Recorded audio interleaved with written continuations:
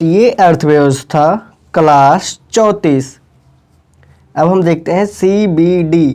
CBD मतलब central board of director. इसका उल्लेख RBI अधिनियम 1934 की धारा 8 में है। यह RBI की सबसे सर्वोच्च संस्था होती है क्योंकि सभी महत्वपूर्ण निर्णय CBD द्वारा ही लिए जाते हैं। CBD में कुल 21 सदस्य होते हैं। गवर्नर 1 और डिप्टी गवर्नर 4 डिप्टी गवर्नर और 1 गवर्नर। इनकी नियुक्ति केंद्र सरकार द्वारा 5 वर्ष के लिए किया जाता है। सरकार द्वारा 10 नामित सदस्य प्लस सरकार द्वारा 10 नामित सदस्य होते हैं जिनका कार्यकाल 4 वर्ष के लिए होता है। फिर 4 लोकल यानी जोनल ऑफिस बोर्ड से 4 सदस्य होते हैं, यानी 4 लोकल बोर्ड से 4 सदस्य होते हैं। केंद्रीय वित्त सचिव 1 होते हैं। आर्थिक मामलों के सचिव 1 होते हैं। ठीक, तो इस प्रकार हो गए 21 कैसे हो गए? एक गवर्नर, 4 डिप्टी गवर्नर, सरकार द्वारा 10 नामित सदस्य, 4 लोकल बोर्ड से और केंद्रीय वित्त सचिव और आर्थिक मामलों के सचिव।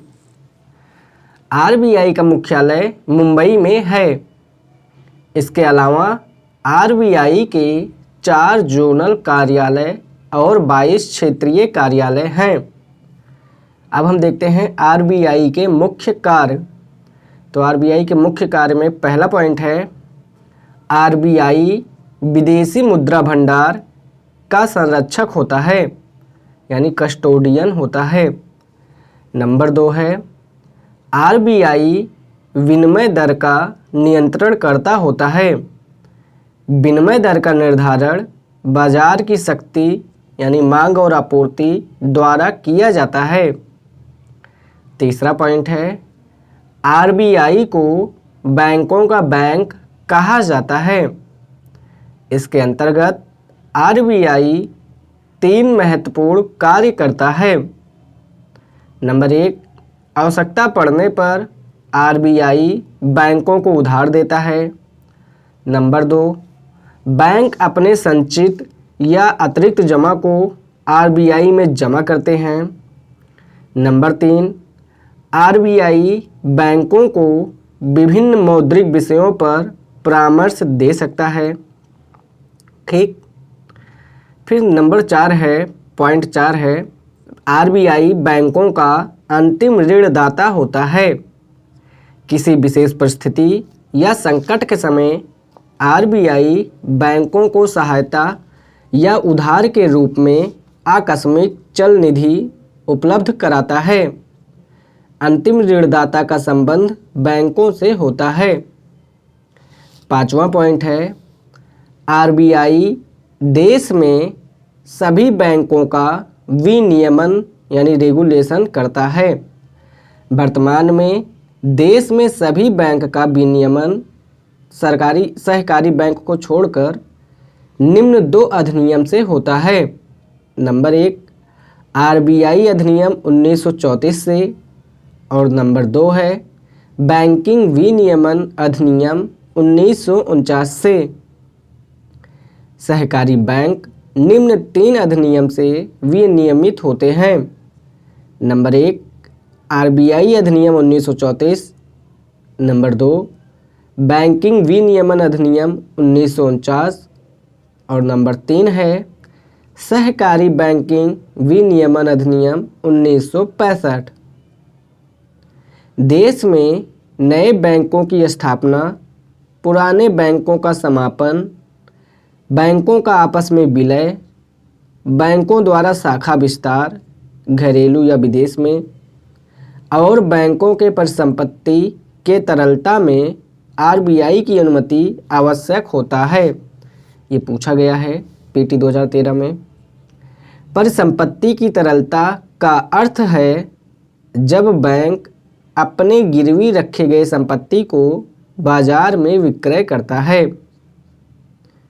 छठा पॉइंट है, आरबीआई देश में नोटों का निर्गमन करता होता है। इसका अर्थ है कि आरबीआई 1 रुपये के नोट को छोड़कर अन्य सभी नोटों को जारी करता है। 1 रुपये का नोट सरकार के वित्त मंत्रालय द्वारा जारी किया जाता है।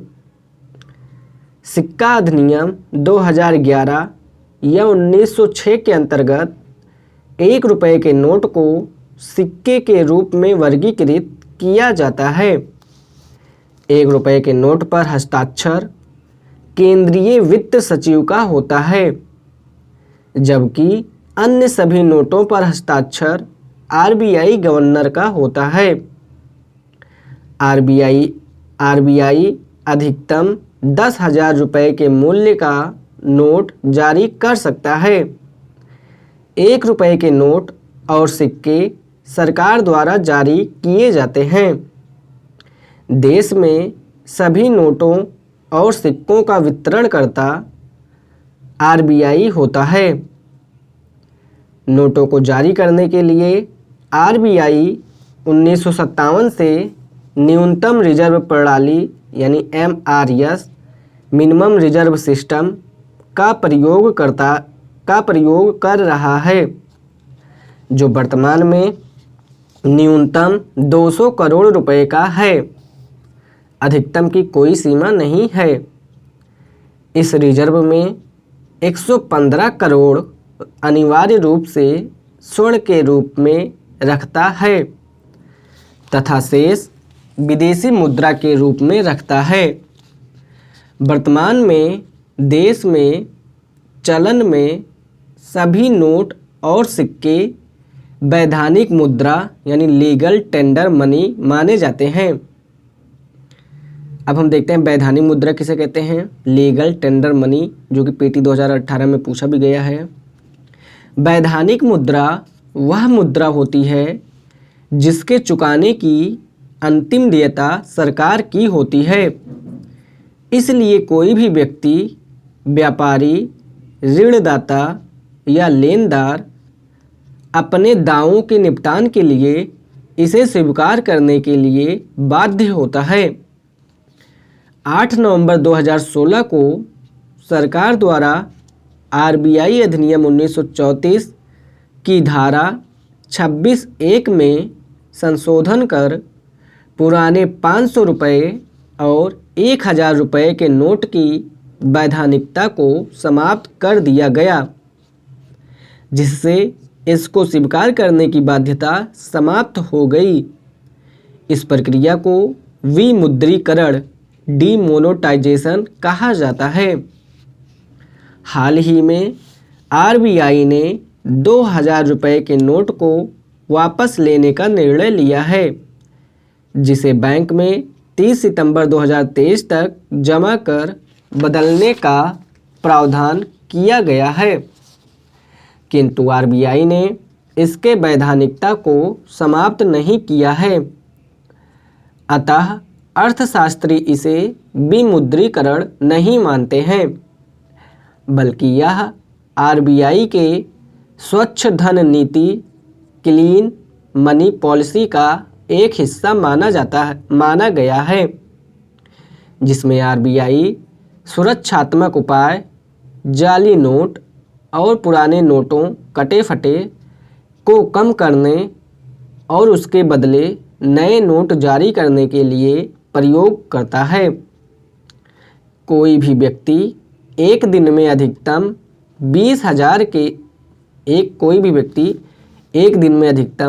20,000 रुपये के 2000 वाले नोट को बदल सकता है अथवा बैंक में जमा कर सकता है। 2000 रुपये के नोट को बदलने के लिए बैंक खाता अनिवार्य नहीं है, किंतु केवाईसी मानक अनिवार्य है। अब हम देखते हैं आधिकारिक मुद्रा फिएट करेंसी। वह मुद्रा जिसके मूल्य को सरकार द्वारा आधिकारिक रूप से तय किया जाता है, उसे आधिकारिक मुद्रा कहा जाता है। यह आधिकारिक मुद्रा किसी भी वस्तु या स्वर्ण से संबंधित नहीं होता। इस मुद्रा का अंकित मूल्य और लागत मूल्य यानी छपाई लागत में अत्यधिक अंतर होता है। यह अंतर ही आरबीआई का लाभ होता है, जिसे सीनियोरेज कहा जाता है। सीनियोरेज बराबर नोट का अंकित मूल्य माइनस नोट का लागत मूल्य। 500 रुपये जैसे है अंकित मूल्य है, लेकिन इसको बनाने में लागत मूल्य है 3 रुपये, तो सीनियोरेज हो जाएगा 500 माइनस 3 बराबर 497 रुपये। अब हम देखते हैं सिक्का यानी कॉइन। सभी सिक्के सरकार द्वारा सिक्का अधिनियम के अंतर्गत जारी किया जाता है। सिक्का 3 प्रकार का होता है। नंबर 1 सांकेतिक सिक्का यानी टोकन कॉइन। जब सिक्के का अंकित मूल्य उसके धातु मूल्य से अधिक हो जाए तो उसे सांकेतिक सिक्का कहा जाता है। वर्तमान में चलन में सभी सिक्के सांकेतिक सिक्का है। नंबर 2 है पूर्ण सिक्का फुल बॉडीड कॉइन। जब सिक्के का धातु मूल्य उसके अंकित मूल्य से ज़्यादा हो जाए, जैसे 10 रुपये का सोने का सिक्का, यह सिक्का चलन में नहीं होता है। तीसरा पॉइंट है स्मारक सिक्का यानी कॉमीमोरेटिव कॉइन। स्मारक सिक्का किसी विशेष अवसर, पुण्यतिथि या किसी विशेष व्यक्ति को समर्पित किया जाता है। हाल ही में संसद के उद्घाटन में सरकार द्वारा 75 रुपये का स्मारक सिक्का जारी किया है। यह सिक्का लगभग 35 ग्राम है, जो 50% चांदी, 40% तांबा, 5% निकल और 5% जस्ता धातु से मिलकर बना है। यह एक प्रकार का पूर्ण सिक्का होता है, क्योंकि यहाँ धातु मूल्य अंकित मूल्य से अधिक होता है। इस सिक्के के निर्माण और विक्रय SPMCIL द्वारा किया जाता है। भारत में पहला स्मारक सिक्का 1964 में जारी किया गया, जो 1 रुपये का था और नेहरू जी को समर्पित था। तो इसी के साथ लेक्चर नंबर 34 भारतीय अर्थव्यवस्था का यहीं पे समाप्त होता है। भारतीय अर्थव्यवस्था क्लास 35। आरबीआई को सरकार का बैंक कहा जाता है। इसके अंतर्गत आरबीआई 3 प्रमुख कार्य करता है। नंबर 1, यह सरकार के एजेंट या प्रतिनिधि की भूमिका निभाता है। नंबर 2, यह सरकार के ऋण दान कार्यक्रम का संचालन करता है। और नंबर 3 है, यह सरकारी प्रतिभूति यानी केंद्र और राज्य सरकार दोनों का प्रबंधन करता है। अब देखते हैं सरकार का एजेंट। इसके अंतर्गत आरबीआई 2 प्रमुख कार्य करता है। नंबर 1, सरकार को विभिन्न मौद्रिक विषयों पर परामर्श देता है।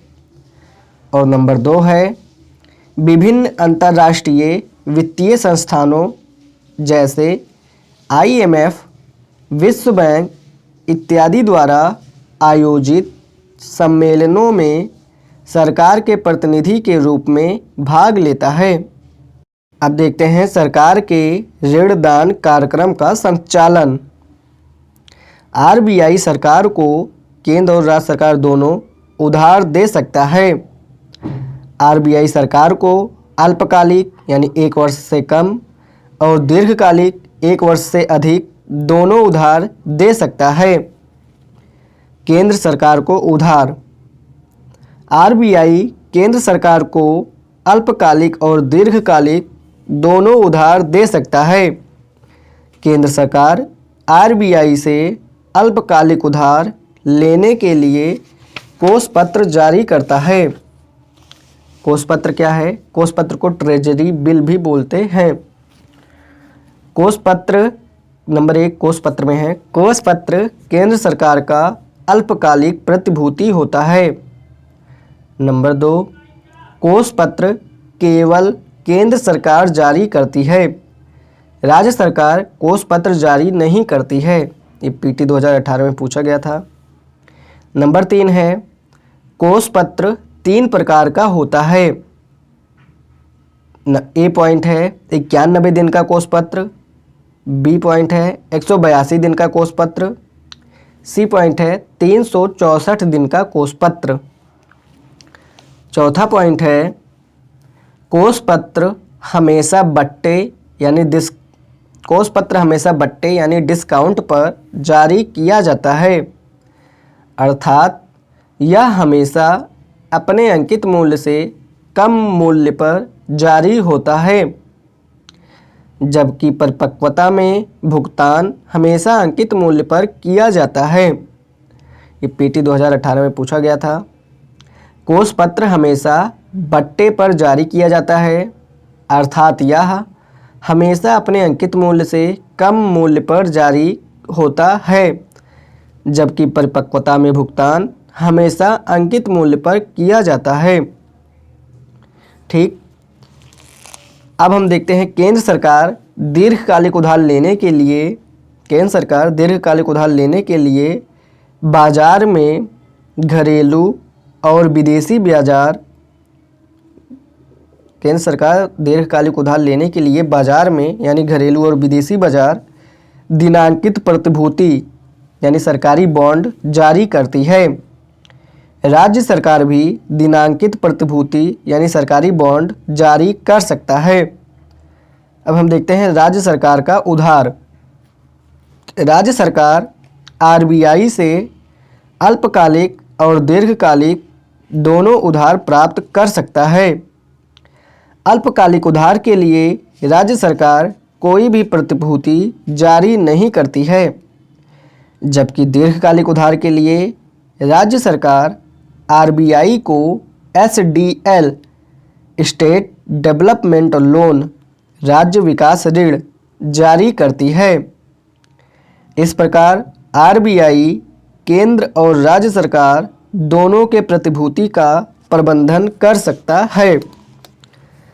अब हम देखते हैं आरबीआई सरकारी प्रतिभूति का प्रबंधन करता है। ये पीटी 2013 में पूछा गया है, 2021 में और 2023 में। तो इसमें पहला पॉइंट है, आरबीआई केंद्र सरकार और राज्य सरकार दोनों के प्रतिभूति का प्रबंधन कर सकता है।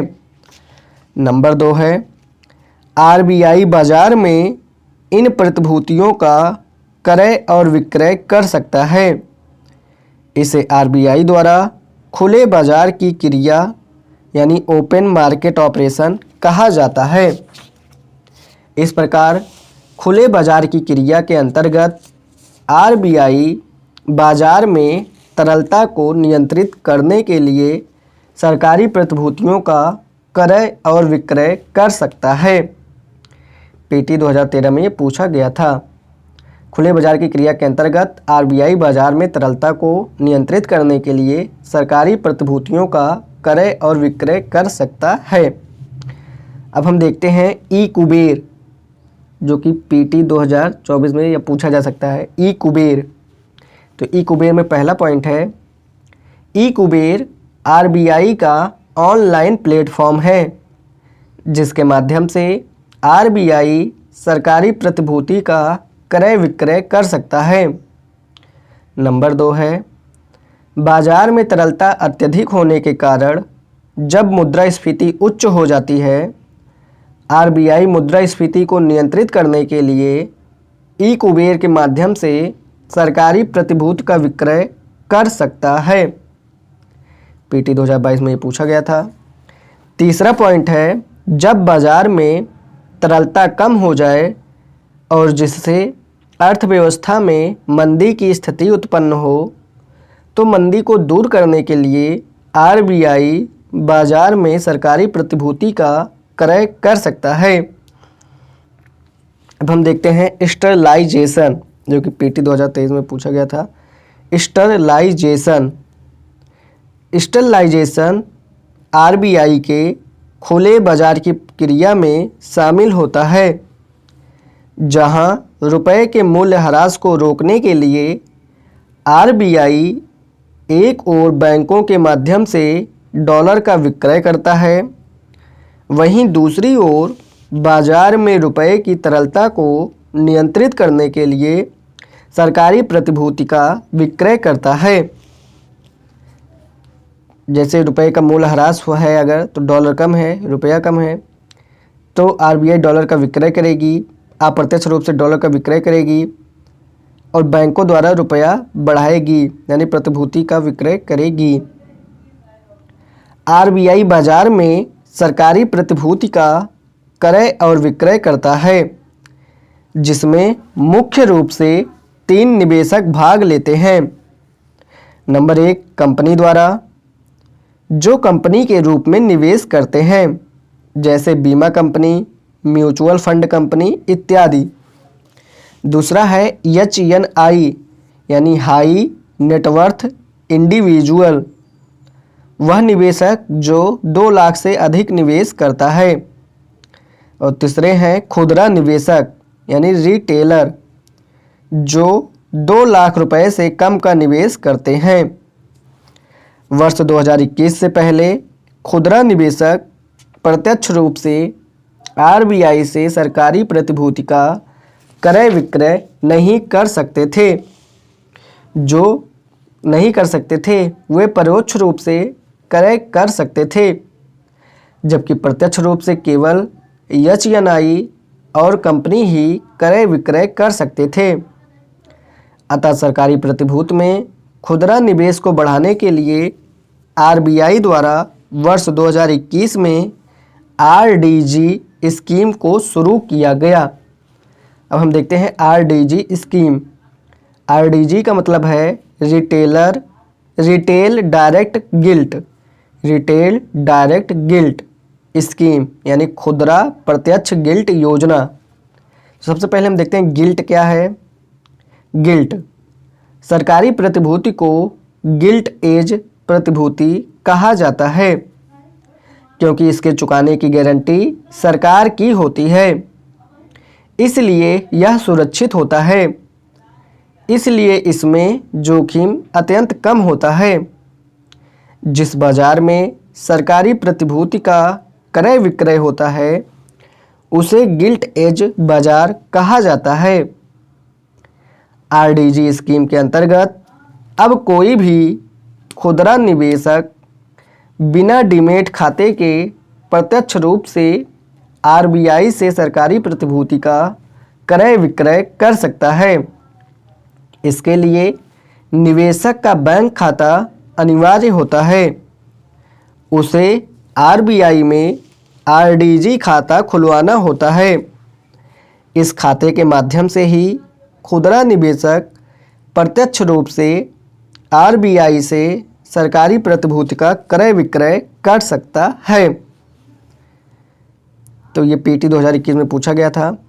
जैसे आरबीआई सरकारी प्रतिभूति का क्रय विक्रय करता है, तो क्रय विक्रय अब जो है ये निवेशक, जो इसमें निवेशक हैं वो कंपनी, HNI और रिटेलर होते थे। कंपनी HNI प्रत्यक्ष रूप से निवेश करते थे और रिटेलर जो हैं वो 2021 से पहले अप्रत्यक्ष रूप से निवेश करते थे। लेकिन आरबीआई में मतलब अप्रत्यक्ष रूप से कैसे करते थे, आरबीआई सरकारी प्रतिभूति जारी करता था, तो BSE और NSE यानी Bombay stock exchange, national stock exchange के माध्यम से रिटेलर जो है वो डीमैट खाता खोलता था और उसके माध्यम से आरबीआई की सरकारी प्रतिभूति में निवेश करता था। ये अप्रत्यक्ष रूप से होता था, इसलिए इसे एग्रीगेटर मॉडल भी कहा जाता था। लेकिन 2021 में आरडीजी स्कीम आया। अब आरडीजी खाता आरबीआई में खुल जाएगा। जब आरबीआई सरकारी प्रतिभूति का क्रय विक्रय करेगा तो रिटेलर का प्रत्यक्ष रूप से आरबीआई में आरडीजी खाता होगा। इसमें आरडीजी खाता में ही बैंक खाता जुड़ा होगा, जिससे वो आसानी से सरकारी प्रतिभूति का क्रय विक्रय कर सकता है। अब उसको डीमैट खाते की ज़रूरत नहीं है। अब देखें जो पीटी में पूछा जा सकता है, खुदरा निवेशक निम्न सरकारी प्रतिभूति में प्रत्यक्ष रूप से अब निवेश कर सकता है।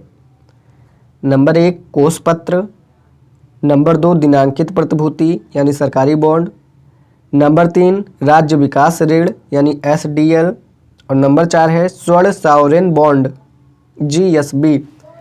तो खुदरा निवेशक निम्न सरकारी प्रतिभूति में प्रत्यक्ष रूप से योगदान कर सकता है या अब निवेश कर सकता है।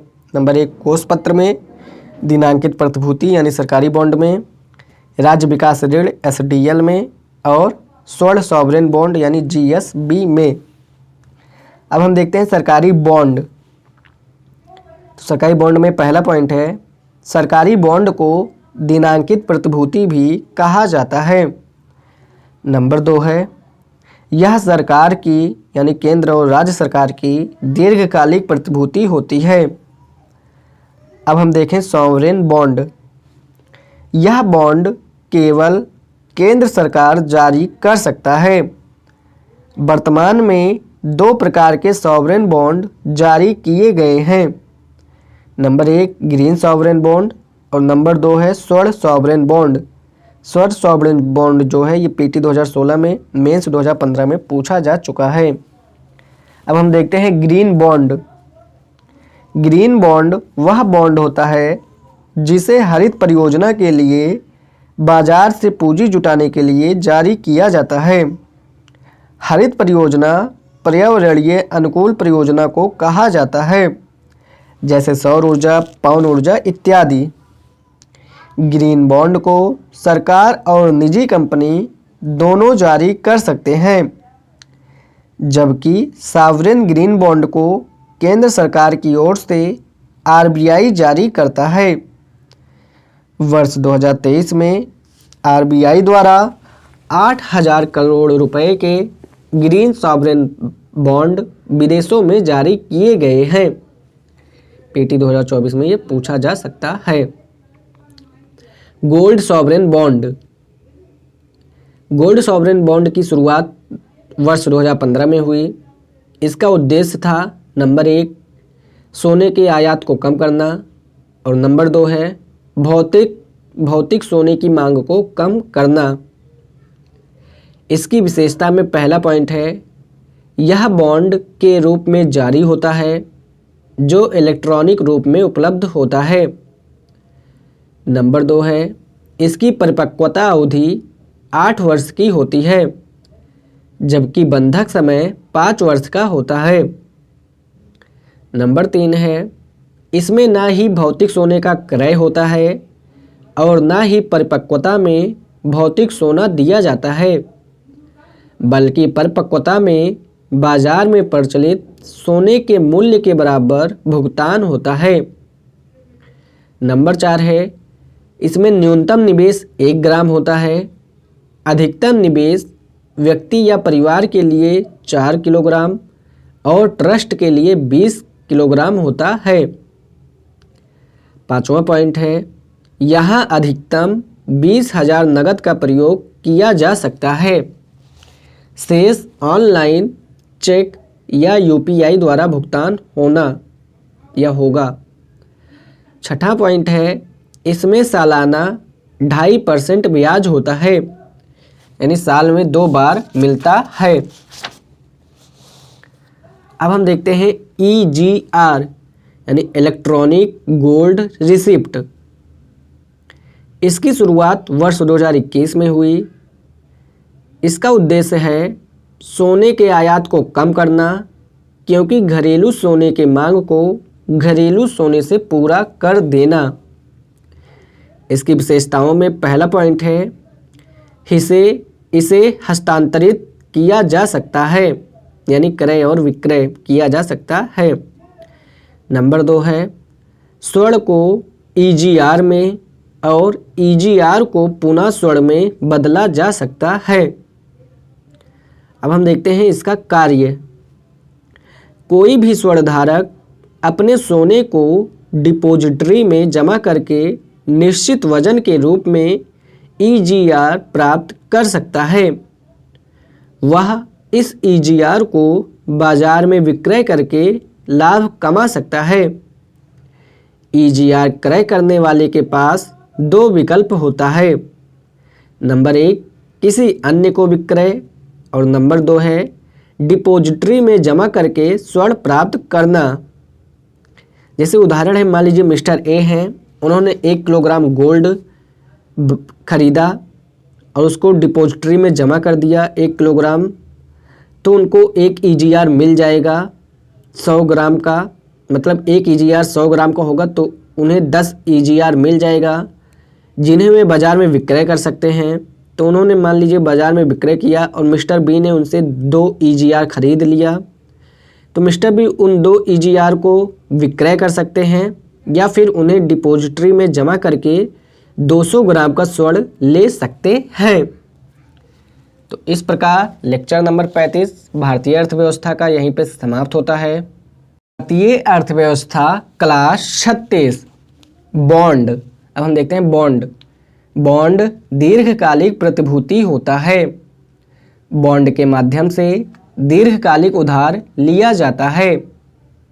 बॉन्ड में ब्याज को कूपन कहा जाता है।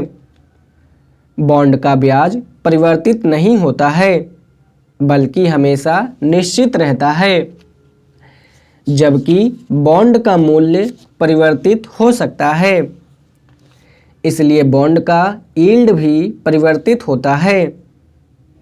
बॉन्ड के यील्ड का अर्थ बॉन्ड में प्राप्त होने वाला प्रतिफल होता है जो बॉन्ड धारक को प्राप्त होता है।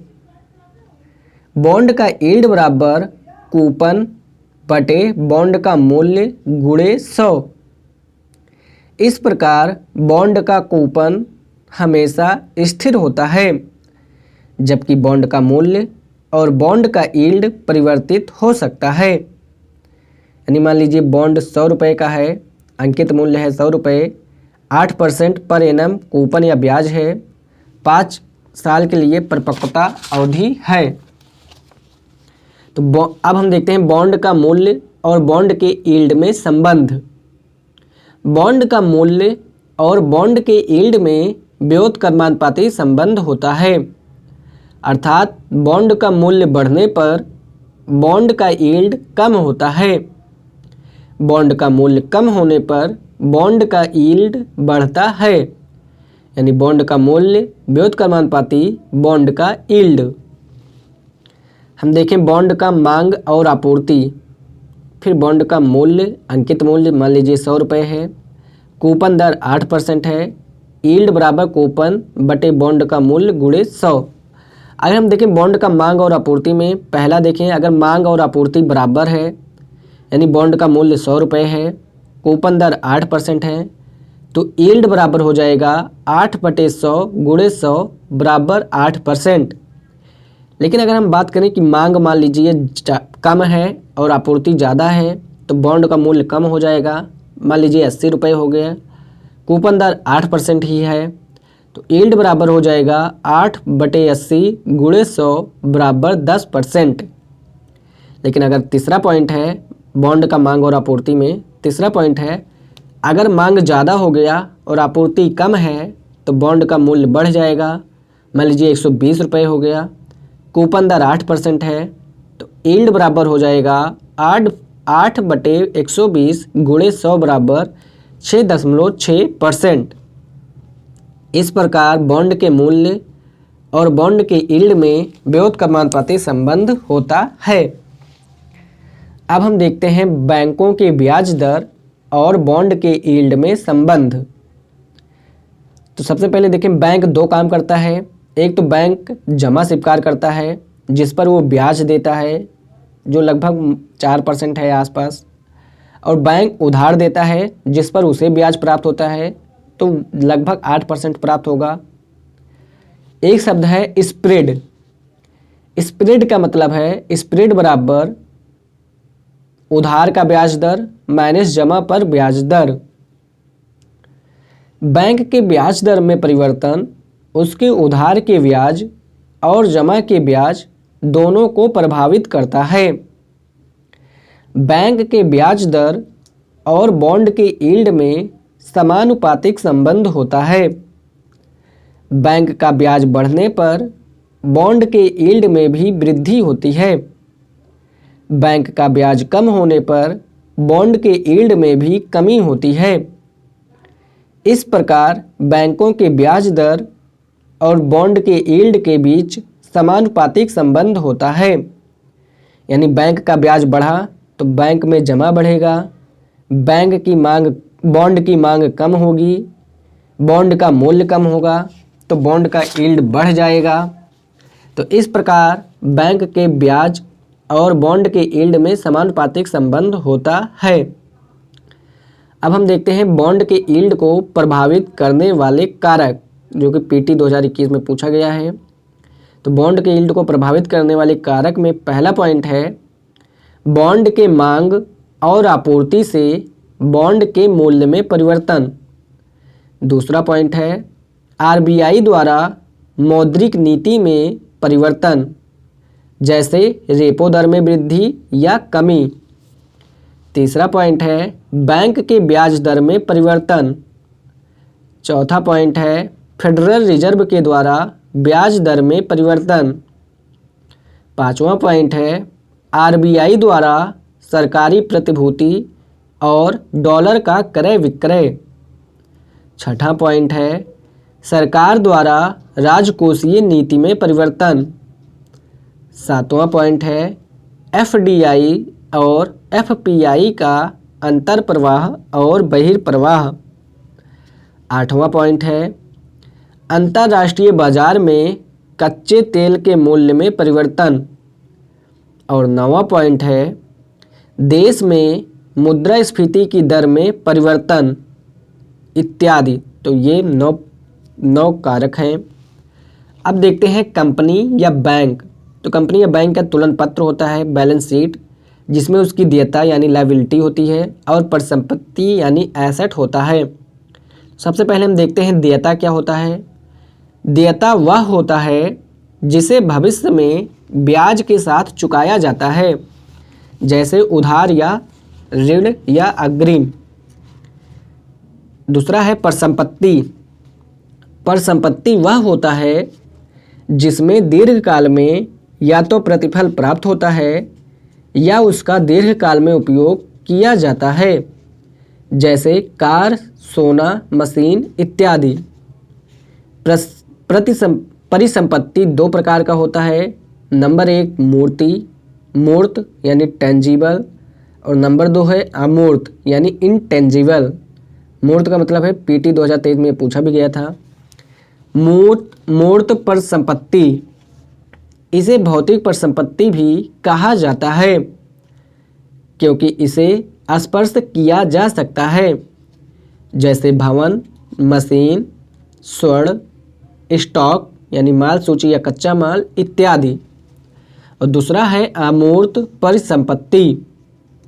यह अभौतिक परिसंपत्ति होता है, अर्थात इसे स्पर्श नहीं किया जा सकता, जैसे बॉन्ड मूल्य, गुडविल, बौद्धिक संपदा, जैसे बौद्धिक संपदा में है patent, copyright, trademark, GI tag इत्यादि। सौहार्दपूर्ण संबंध, मानव पूंजी, डाकघर में ग्राहकों की सूची, सामाजिक सामंजस्य और भाईचारा इत्यादि। ठीक, तो देखें बैंक जमा स्वीकार करता है जिस पर वो ब्याज चुकाता है, यानी ये इसकी देयता है। बैंक उधार देता या अग्रिम देता है जिस पर उसे ब्याज प्राप्त होता है, तो ये उसकी परिसंपत्ति है। बैंक की तुलन पत्र की बात करें, जो कि पीटी 2019 में पूछा भी गया था, तो बैंक के तुलन पत्र में देयता जो है वो उसका जमा होता है और परिसंपत्ति जो है वो उसका उधार या अग्रिम होता है। बैंकों के लिए जमा बैंक की देयता होती है क्योंकि बैंक को जमा धारकों को ब्याज चुकाना होता है। बैंकों के लिए उधार या अग्रिम बैंक की परिसंपत्ति होती है क्योंकि बैंक को इसमें ब्याज प्राप्त होता है। आरबीआई साख सृजन यानी क्रेडिट क्रिएशन का कार्य नहीं करता है, बल्कि आरबीआई साख नियंत्रण यानी क्रेडिट कंट्रोल का कार्य करता है। आरबीआई साख सृजन का कार्य नहीं करता है। साख सृजन का कार्य वाणिज्यिक बैंकों द्वारा किया जाता है। साख सृजन का अर्थ है बैंकों के उधार देने की क्षमता। साख सृजन को ही मुद्रा गुणक यानी मनी मल्टीप्लायर भी कहा जा सकता है, जो कि पीटी 2019-2021 में पूछा गया है। बैंकों में जमा की तुलना में उनकी उधार देने या साख सृजन की क्षमता अत्यधिक होती है। बैंक में जमा और मुद्रा गुणक में समानुपाती संबंध होता है, अर्थात जनता के बैंक में जमा करने की आदत बैंकों के साख सृजन को बढ़ाता है, जिससे मुद्रा गुणक में भी वृद्धि होती है। जनता पैसा स्वयं या तो रखती है या तो बैंक में जमा करती है, तो जमा अगर बढ़ेगा तो बैंक का उधार बढ़ेगा, तो बैंक उधार देगा तो साख सृजन क्षमता उसकी बढ़ेगी और मुद्रा गुणक बढ़ेगा। बैंकों का साख सृजन बराबर जमा गुणे 1/r होता है। बैंकों का साख सृजन बराबर जमा गुणे 1/r होता है। आर का अर्थ रिजर्व होता है। यह दो प्रकार का होता है। नंबर 1 CRR यानी कैश रिजर्व रेशियो और नंबर 2 है SLR यानी स्टेटुटरी लिक्विडिटी रेशियो। इन दोनों रिजर्व का निर्धारण आरबीआई द्वारा किया जाता है। आरबीआई के दिशा निर्देश अनुसार सभी बैंकों को अनिवार्य रूप से यह दोनों रिजर्व रखना होता है। इस प्रकार बैंक अपने प्राप्त जमा का एक निश्चित रिजर्व अपने पास रखता है। बैंक इस रिजर्व को कभी उधार में नहीं दे सकता। बैंक मान लीजिए जमा स्वीकार किया 100 रुपये, तो रिजर्व रख लेगा 10%। मान लीजिए रिजर्व 10% है तो 10 रुपये रख लेगा CRR और SLR के रूप में, और साख या उसकी साख सृजन या उधार क्षमता कितनी होगी 90 रुपये। अगर जमा 100 रुपये है, R 10% है, तो साख सृजन बराबर हो जाएगा जमा गुणे 1/r यानी 100 गुणे 1/10%। तो साख सृजन बराबर 100 गुणे 1/10/100, तो साख सृजन बराबर हो जाएगा 1000 रुपये। R बराबर 20%, जमा 100 रुपये, तो साख सृजन बराबर हो जाएगा जमा गुणे 1/r, तो बराबर 100 गुणे 1/20% बराबर 100 गुणे 1/20/100 यानी साख सृजन बराबर हो जाएगा 5000 रुपये। अब मान लीजिए R बराबर 5% है, जमा 100 रुपये है, तो साख सृजन बराबर हो जाएगा 100 गुणे 1/5 1/5/100 बराबर 2000 रुपये। R और यानी रिजर्व और साख सृजन के बीच व्युत्क्रमानुपाती संबंध होता है, यानी बैंक का साख सृजन या मुद्रा गुणक समानुपातिक होता है जमा के और व्युत्क्रमानुपाती होता है रिजर्व के। तो इस प्रकार लेक्चर नंबर 36 भारतीय अर्थव्यवस्था का यहीं पे समाप्त होता है। भारतीय अर्थव्यवस्था क्लास 37। साख सृजन का कार्य वाणिज्यिक बैंक द्वारा किया जाता है, जबकि उसे नियंत्रित करने का कार्य आरबीआई करता है। इस प्रकार आरबीआई साख नियंत्रण करता है। आरबीआई साख नियंत्रणकर्ता का कार्य मौद्रिक नीति के द्वारा करता है। वह दो प्रकार के मौद्रिक नीति का प्रयोग करता है। नंबर 1 है सस्ती मौद्रिक नीति, जहां आरबीआई बाजार में तरलता को बढ़ाकर समृद्धि दर को बढ़ाने या अर्थव्यवस्था में मंदी को कम करने का प्रयास करता है। और दूसरा है महंगी मौद्रिक नीति, जहां आरबीआई बाजार में तरलता को नियंत्रित करके उच्च मुद्रास्फीति को कम या नियंत्रित करने का प्रयास करता है। इस प्रकार साख नियंत्रण के लिए आरबीआई मौद्रिक नीति के घटक या उपकरण का प्रयोग करता है। मौद्रिक नीति के घटक या उपकरण दो प्रकार के होते हैं। नंबर 1 मात्रात्मक और नंबर 2 गुणात्मक। अब साख नियंत्रण हम देखते हैं। मान लीजिए आरबीआई साख नियंत्रण करता है मौद्रिक नीति के उपकरण या घटक के माध्यम से। तो मौद्रिक नीति के उपकरण या घटक जो कि पीटी 2015 या 1995 में पूछा गया था। तो मौद्रिक नीति के उपकरण या घटक दो प्रकार से होते हैं। एक होता है मात्रात्मक यानी क्वांटिटेटिव और दूसरा होता है गुणात्मक यानी क्वालिटेटिव। तो मात्रात्मक जो है इसमें 5 चीज़ें हैं। सबसे पहले हम गुणात्मक में देखते हैं। गुणात्मक में 4 चीज़ें हैं। मार्जिन आवश्यकता, साख की राशनिंग, नैतिक दबाव, प्रत्यक्ष कार्यवाही। फिर से बोलता हूँ, मार्जिन आवश्यकता, मार्जिन रिक्वायरमेंट, साख की राशनिंग, राशनिंग ऑफ क्रेडिट, नैतिक दबाव, मोरल सुएसन और चौथा है प्रत्यक्ष कार्रवाई, डायरेक्ट एक्शन। तो ये गुणात्मक में 4 उपकरण या घटक हैं। और मात्रात्मक में है बैंक दर, एलआरएफ, बैंक दर, एलएएफ, ओएमओ यानी खुले बाजार की क्रिया और वीआरआर यानी परिवर्ती कोष अनुपात। तो मात्रात्मक में मुख्य रूप से 4 हैं। बैंक दर, एलएएफ, ओएमओ यानी खुले बाजार की क्रिया और वीआरआर यानी परिवर्ती कोष अनुपात। एलएएफ में 4 हैं।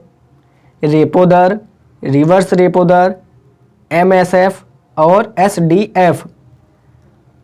एलएएफ में 4 हैं। रेपो दर, रिवर्स रेपो दर, एमएसएफ और एसडीएफ। खुले बाजार की क्रिया में भी 4 हैं। फॉरेक्स स्वैप, जी सैप, ऑपरेशन ट्विस्ट और स्टेरिलाइजेशन। फॉरेक्स स्वैप, जी सैप, ऑपरेशन ट्विस्ट और स्टेरिलाइजेशन। परिवर्ती कोष अनुपात में 3 हैं।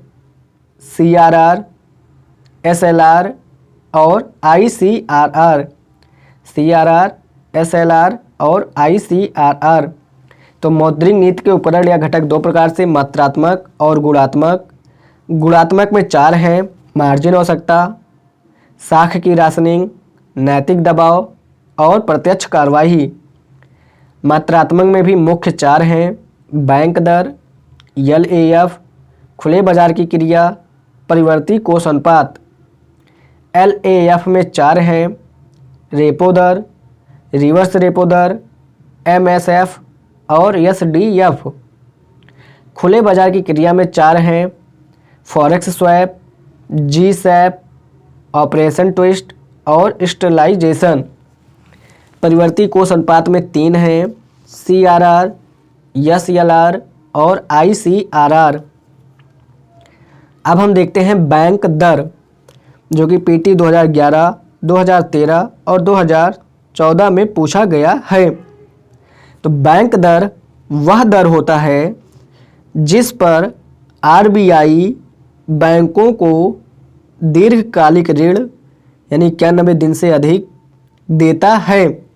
तो बैंक दर वह दर होता है जिस पर आरबीआई बैंकों को दीर्घकालिक ऋण देता है। बैंक दर में उधार लेने के लिए बैंक आरबीआई के पास कोई भी मानक प्रतिभूति यानी कोष पत्र दिनांकित प्रतिभूति को गिरवी नहीं रखता है। इसलिए बैंक दर हमेशा रेपो दर की तुलना में अधिक होता है। जोखिम के कारण वर्तमान में बैंक दर 6.75% है। आरबीआई यदि बैंक दर में वृद्धि करता है तो नंबर 1 बाजार में तरलता में कमी होगी, नंबर 2 बैंकों के साख सृजन क्षमता में कमी होगी, नंबर 3 उधार के ब्याज दर में वृद्धि होगी यानी लोन महंगा होगा, चौथा पॉइंट है निवेश खर्च में कमी होगी, पांचवा पॉइंट है उच्च मुद्रास्फीति को नियंत्रित कर सकेंगे और छठा पॉइंट है महंगी मौद्रिक नीति का अनुसरण करेंगे और 7वां पॉइंट है बॉन्ड के यील्ड में वृद्धि होगी। यदि आरबीआई बैंक दर में कमी करता है, यदि आरबीआई बैंक दर में कमी करता है तो नंबर 1 बाजार में तरलता में वृद्धि होगी, नंबर 2 बैंकों के साख सृजन क्षमता में वृद्धि होगी, नंबर 3 उधार के ब्याज दर में कमी आएगी यानी लोन सस्ता होगा, चौथा पॉइंट है निवेश खर्च में वृद्धि होगी, पांचवा पॉइंट है समृद्धि दर में वृद्धि और मंदी को नियंत्रित करने का प्रयास होगा, और छठा पॉइंट है सस्ती मौद्रिक नीति का अनुसरण होगा, और सातवां पॉइंट है बॉन्ड के यील्ड में कमी आएगी। अब हम देखते हैं LAF यानी लिक्विडिटी एडजस्टमेंट फैसिलिटी, LAF यानी तरलता समायोजित सुविधा। आरबीआई द्वारा इसे वर्ष 1998 में नरसिंघम समिति के सिफारिश पर शुरू किया गया। LAF का उद्देश्य बाजार में प्रतिदिन के आधार पर तरलता को समायोजित करना है। पहले आरबीआई 7 दिनों के तरलता को समायोजित करता था, किंतु नरसिंघम समिति के सिफारिश पर इसे 7 दिन के स्थान पर प्रतिदिन के आधार पर किया गया। LAF रेपो और रिवर्स रेपो दोनों से जुड़ा होता है, जिससे बाजार के तरलता का समायोजन संभव होता है। रिवर्स रेपो के द्वारा आरबीआई बैंकों से अतिरिक्त जमा या तरलता को प्राप्त करता है। वहीं दूसरी ओर रेपो दर के माध्यम से उन बैंकों को उधार देता है जहां तरलता की कमी है। अब हम देखते हैं LAF 2 प्रकार से यानी रेपो दर और रिवर्स रेपो दर। रेपो दर अल्पकालिक होता है। आरबीआई बैंक को जब प्रतिभूति देता है तो रेपो दर पे देता है, और आरबीआई जब बैंक को प्रतिभूति देता है तो वो रिवर्स रेपो दर पे देता है। अब हम देखते हैं रेपो दर क्या है। रेपो दर वह दर होता है जिस पर आरबीआई बैंकों को अल्पकालिक उधार देता है। अल्पकालिक उधार का मतलब है 1 दिन से 91 दिन तक। रेपो शब्द रीपर्चेज ऑप्शन शब्द से बना है। रेपो शब्द रीपर्चेज ऑप्शन शब्द से बना है।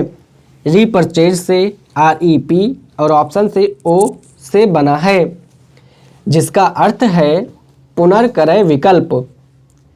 यहाँ बैंक आरबीआई के पास उधार लेने के लिए प्रतिभूति अनिवार्य रूप से गिरवी रखते हैं या विक्रय करते हैं, इस शर्त के साथ कि भविष्य में एक निश्चित तिथि में बैंक आरबीआई से प्रतिभूति का पुनर्क्रय करेंगे। बैंक हमेशा उधार से अधिक मूल्य की प्रतिभूति को गिरवी या विक्रय करते हैं, क्योंकि आरबीआई उन प्रतिभूति पर बट्टा करता है। बट्टा मतलब डिस्काउंट करता है। जिस दर पर आरबीआई प्रतिभूतियों पर बट्टा करता है उसे ही रेपो दर कहा जाता है। रेपो 2 प्रकार का होता है। Number 1 over the night repo, जिसमें आरबीआई बैंकों को 1 दिन के लिए उधार देता है, और दूसरा है टर्म रेपो, जहां आरबीआई बैंकों को 1 दिन से अधिक 7 दिन या 7 दिन के गुणक में उधार देता है। वर्तमान में रेपो दर 6.5% है। आरबीआई यदि रेपो दर में वृद्धि करता है तो नंबर 1 बाजार में तरलता कम होता है, नंबर 2 बैंकों की साख सृजन क्षमता कम होती है, नंबर 3 उधार के ब्याज दर में वृद्धि होती है यानी लोन महंगा होता है, नंबर 4 निवेश खर्च में कमी होती है, नंबर 5 बॉन्ड के यील्ड में वृद्धि होती है, नंबर 6 उच्च मुद्रास्फीति को नियंत्रित किया जाता है, नंबर 7, महंगी मौद्रिक नीति का अनुसरण होता है। आरबीआई यदि रेपो दर में कमी करता है तो नंबर 1, बाजार में तरलता में वृद्धि होगी। नंबर 2, बैंकों के साख सृजन क्षमता में वृद्धि होगी। नंबर 3, उधार के ब्याज दर में कमी होगी, यानी लोन सस्ता होगा। नंबर 4, निवेश खर्च में वृद्धि होगी। नंबर 5, बॉन्ड के यील्ड में कमी। और नंबर 6 है समृद्धि दर में वृद्धि या मंदी को नियंत्रित करने का प्रयास। और नंबर 7 है सस्ती मौद्रिक नीति का अनुसरण। अब हम देखते हैं रिवर्स रेपो दर यानी reverse repo rate RRR. RRR वह दर है जिस पर बैंक आरबीआई को अल्पकालिक उधार देते हैं। बदले में आरबीआई बैंकों के पास अनिवार्य रूप से प्रतिभूति रखता है। सभी बैंक अपने अतिरिक्त जमा को आरबीआई में पार्क यानी जमा करते हैं, जिस पर आरबीआई उन्हें प्रतिदिन का ब्याज देता है तथा अपनी प्रतिभूति भी गिरवी रखता है। यहाँ आरबीआई जिस दर पर ब्याज देता है उसे ही आरआरआर कहा जाता है। आरआरआर हमेशा रेपो दर से कम होता है। आरबीआई यदि आरआरआर में वृद्धि करता है आरबीआई यदि आरआरआर में वृद्धि करता है तो बैंक अपने अधिकांश जमा को आरबीआई में पार्क करना पसंद करते हैं क्योंकि उन्हें ब्याज अधिक प्राप्त होता है, जिससे उनकी साख सृजन क्षमता कम हो जाती है। जिससे कारण नंबर 1, बाजार में तरलता में कमी। नंबर 2, बैंक साख सृजन क्षमता में कमी। नंबर 3, निवेश खर्च में कमी। नंबर 4, बॉन्ड के यील्ड में वृद्धि। नंबर 5, उच्च मुद्रास्फीति को नियंत्रित। और नंबर 6, महंगी मौद्रिक नीति का अनुसरण। आरबीआई यदि आरआरआर में कमी करता है तो बैंक अपने जमा को आरबीआई में पार्क करना कम कर देते हैं तथा अधिकांश जमा को उधार में देते हैं। इससे नंबर 1, बैंकों की साख सृजन क्षमता बढ़ती है। नंबर 2, उधार की ब्याज दर में कमी। नंबर 3, बाजार में तरलता में वृद्धि। नंबर 4, निवेश खर्च में वृद्धि। नंबर 5, बॉन्ड के यील्ड में कमी। नंबर 6, समृद्धि दर में वृद्धि या मंदी को नियंत्रित। और नंबर 7 है सस्ती मौद्रिक नीति का अनुसरण। वर्ष 2022 से आरबीआई द्वारा आरआरआर का प्रयोग बंद कर दिया गया है तथा आरआरआर की दर को एक निश्चित दर पर अस्थायी या स्थिर कर दिया है, जो वर्तमान में 3.35% है तथा आरआरआर के स्थान पर वर्ष 2022 से आरबीआई द्वारा एसडीएफ को शुरू किया गया है। आरआरआर को पार्किंग टू आरबीआई भी कहा जाता है। इसी के साथ लेक्चर नंबर 37 भारतीय अर्थव्यवस्था का यहीं पे समाप्त होता है। भारतीय अर्थव्यवस्था class 38 SDF standing deposit facility अस्थाई जमा सुविधा, जो कि पूछा जा सकता है पीटी में। एसडीएफ का सुझाव 2016 में उर्जित पटेल समिति द्वारा दिया गया था, किंतु आरबीआई द्वारा इसे 2022 में शुरू किया गया। इसे आरआरआर के स्थान पर शुरू किया गया। वर्तमान में एसडीएफ की दर 6.25% है, जबकि स्थिर रिवर्स रेपो रेट की दर 3.35% है।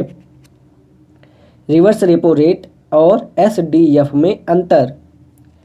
नंबर 1 है रिवर्स रेपो रेट में आरबीआई द्वारा बैंकों के पास प्रतिभूति रखना अनिवार्य होता है, जबकि एसडीएफ में आरबीआई द्वारा बैंकों के पास प्रतिभूति रखना आवश्यक नहीं होता। नंबर 2 है रिवर्स रेपो रेट का संचालन जब आरबीआई द्वारा किया जाता है तो उसमें बैंकों का हिस्सा लेना अनिवार्य होता है, किंतु एसडीएफ आरबीआई द्वारा बैंकों को दी गई सुविधा है जिसका प्रयोग करना बैंकों की इच्छा पर निर्भर करता है। अब हम देखते हैं एसडीएफ की आवश्यकता। तो एसडीएफ की आवश्यकता में है, जैसे एलएएफ को पॉलिसी रेट में अब शामिल नहीं किया जाता है। जैसे पॉलिसी रेट, अगर पॉलिसी रेट ऑफ आरबीआई की बात करें तो पॉलिसी रेट में आरबीआई के बैंक रेट है, एमएसएफ है, पॉलिसी रेपो रेट है, एसडीएफ है और फिक्स्ड रिवर्स रेपो रेट है। तो बैंक रेट जो है वो 6.75% है, एमएसएफ जो है वो भी 6.75% है, पॉलिसी रेपो रेट जो है वो 6.50% है, एसडीएफ जो है वो 6.25% है और फिक्स्ड रिवर्स रेपो रेट जो है वो 3.35% है, जिसमें पॉलिसी रेपो रेट जो है वो 6.50% है, उससे 0.25% कम है एसडीएफ यानी 6.25% है और पॉलिसी रेपो रेट से 0.25% ज़्यादा है एमएसएफ जो कि 6.75% है। एलएएफ को पॉलिसी रेट में अब शामिल नहीं किया जाता है। वर्ष 2022 में एलएएफ पॉलिसी कॉरिडोर यानी एलएएफ नीतिगत गलियारा असम्मित हो गया था यानी एसिमेट्रिक हो गया था। एलएएफ में दो चीज़ें हैं, एक रेपो, एक रिवर्स रेपो रेट।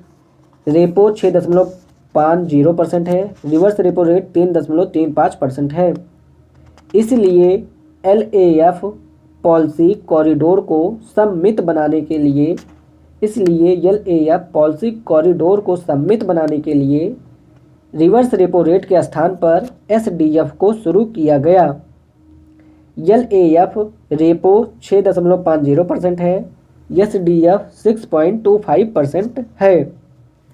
आरबीआई यदि एसडीएफ दर में वृद्धि करता है, बैंक अपने अधिकांश जमा को आरबीआई में पार्क करने लगते हैं, जिससे नंबर 1 बाजार में तरलता में कमी, नंबर 2 बैंक के साख सृजन क्षमता में कमी, नंबर 3 बैंक के उधार के ब्याज दर में वृद्धि यानी लोन महंगा, नंबर 4 निवेश खर्च में कमी, नंबर 5 उच्च मुद्रास्फीति को नियंत्रित, नंबर 6 महंगी मौद्रिक नीति का प्रयोग और नंबर 7 है बॉन्ड की यील्ड में वृद्धि। लेकिन आरबीआई यदि एसडीएफ दर को कम करता है तो नंबर 1 बाजार में तरलता में वृद्धि, नंबर 2 बैंकों के साख सृजन क्षमता में वृद्धि, नंबर 3 उधार की ब्याज दर में कमी यानी लोन सस्ता, नंबर 4 निवेश खर्च में वृद्धि, नंबर 5 समृद्धि दर में वृद्धि या मंदी को नियंत्रित, नंबर 6 सस्ती मौद्रिक नीति का अनुसरण और नंबर 7 है बॉन्ड के यील्ड में कमी। अब हम देखते हैं एमएसएफ यानी मार्जिनल स्टैंडिंग फैसिलिटी एमएसएफ सीमांत अस्थायी सुविधा जो कि पीटी 2014 और 2020 में पूछा जा चुका है। तो एमएसएफ में पहला पॉइंट है, एमएसएफ की शुरुआत वर्ष 2011 में हुई। नंबर 2 एमएसएफ को एक रात की उधारी यानी ओवर द नाइट लोन भी कहा जाता है। नंबर 3 है एमएसएफ में रेपो के अतिरिक्त उधार दिया जाता है, इसलिए यहाँ रेपो के अतिरिक्त ब्याज लिया जाता है। जो रेपो से 0.25% अधिक होता है। इसलिए MSF को पेनल्टी दर भी कहा जाता है। नंबर 4 है MSF हमेशा रेपो दर से जुड़ा होता है, जबकि LAF रेपो और रिवर्स रेपो दोनों से जुड़ा होता है। 5वां पॉइंट है MSF में बैंकों को RBI के पास प्रतिभूति गिरवी रखना अनिवार्य होता है। 6ठा पॉइंट है MSF में केवल अनुसूचित वाणिज्यिक बैंक ही उधार ले सकते हैं, अन्य नहीं, जैसे सहकारी बैंक, भुगतान बैंक।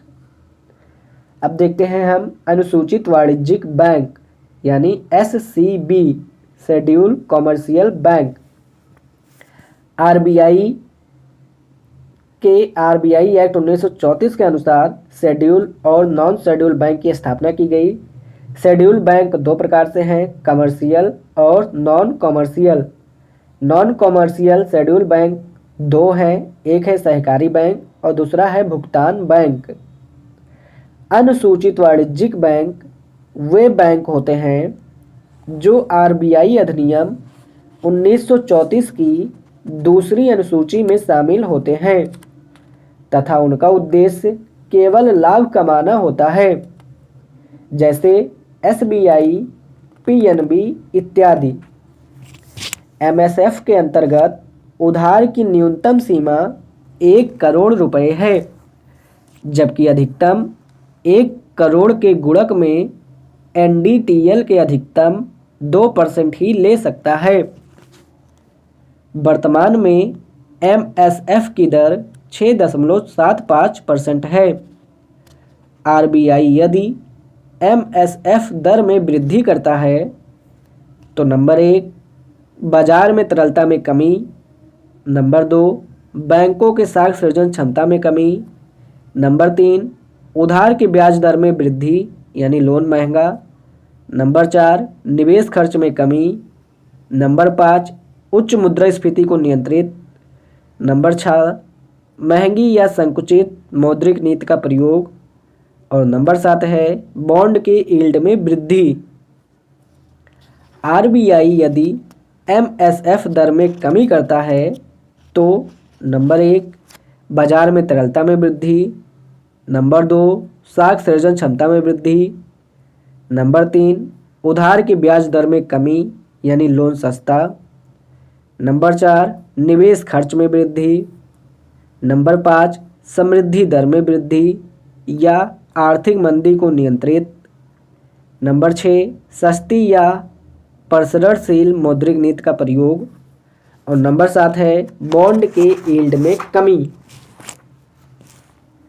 अब हम देखते हैं VRR यानी वेरिएबल रिजर्व रेशियो, परिवर्ती कोष अनुपात।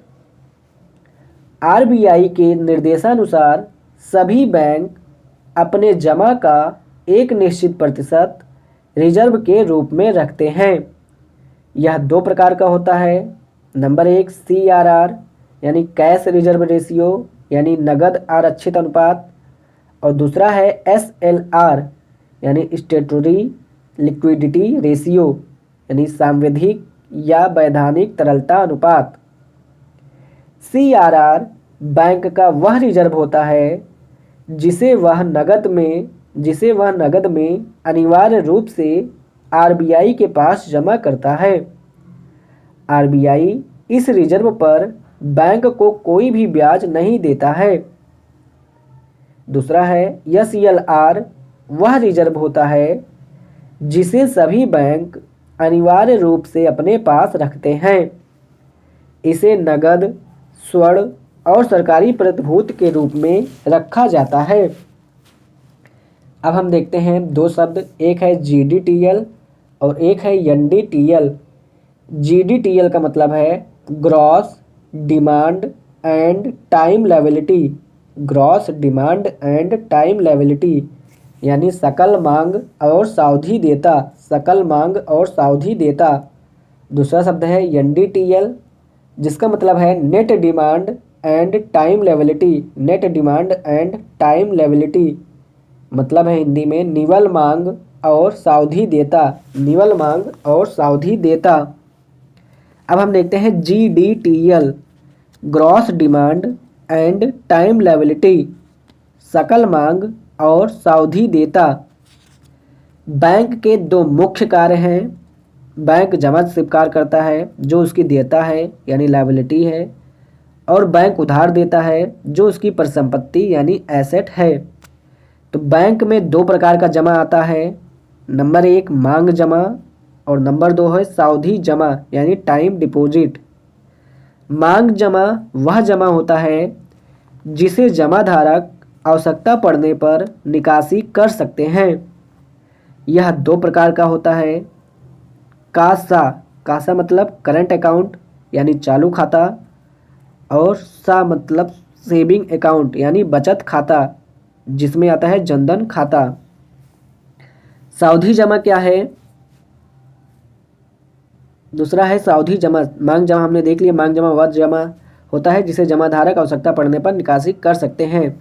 यह दो प्रकार का होता है, चालू खाता और बचत खाता जिसमें आता है जनधन खाता।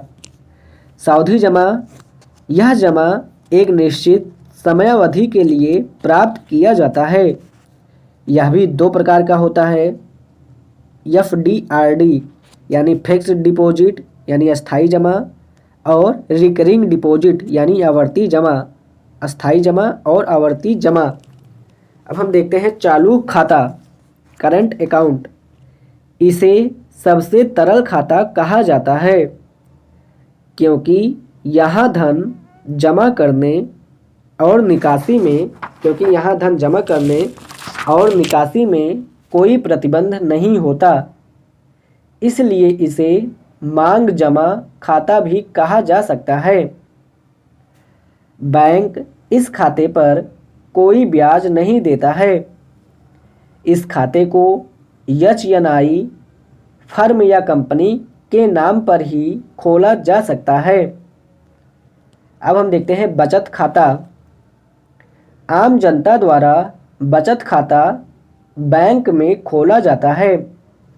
बैंक इस खाते पर सालाना ब्याज भी देता है। इस खाते में जमा करने पर कोई प्रतिबंध नहीं होता, किंतु धन निकासी पर कुछ प्रतिबंध रहता है। अब हम देखते हैं जनधन खाता, जो कि PT 2015 में पूछा भी गया था। यह एक प्रकार का बचत खाता है। वर्ष 2014 में देश में वित्तीय समावेशन, फाइनेंशियल इंक्लूजन को बढ़ावा देने के लिए सरकार द्वारा प्रधानमंत्री जनधन योजना की शुरुआत की गई, जिसमें कोई भी व्यक्ति आधार कार्ड के माध्यम से शून्य बैलेंस में अपना खाता किसी भी बैंक में खोल सकता है। बैंक इस खाते के जमा पर ब्याज भी देता है। वित्तीय समावेशन का अर्थ है प्रत्येक व्यक्ति का बैंक में खाता उपलब्ध हो। तो इस प्रकार भारतीय अर्थव्यवस्था का क्लास 38 यहीं पे समाप्त होता है।